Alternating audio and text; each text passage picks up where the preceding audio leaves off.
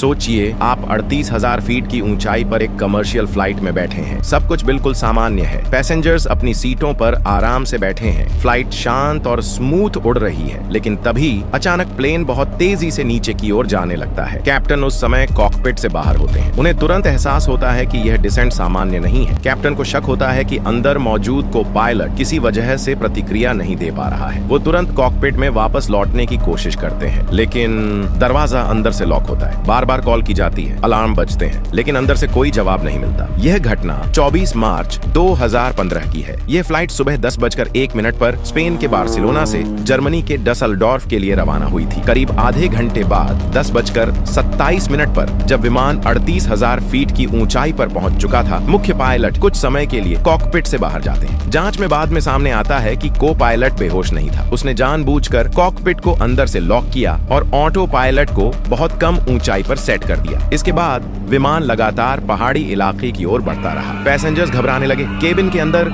चीख पुकार मच गई और करीब 10 मिनट के भीतर यह विमान पहाड़ों से टकरा गया। यह हादसा एविएशन इतिहास की सबसे दुखद और चौंकाने वाली घटनाओं में से एक बन गया। जांच में यह भी सामने आया कि को पायलट लंबे समय से गंभीर मानसिक तनाव से जूझ रहा था, लेकिन उसकी स्थिति की पूरी जानकारी समय पर एयरलाइन तक नहीं पहुंच पाई। यह कहानी हमें याद दिलाती है कि मानसिक स्वास्थ्य को नजरअंदाज करना कभी-कभी सैकड़ों जिंदगियों पर भारी पड़ सकता है। ऐसी और 3D एनिमेटेड एक्सप्लेनर की सच्ची कहानियों के लिए 3D एनिमेटेड एक्सप्लेनर को सब्सक्राइब करें।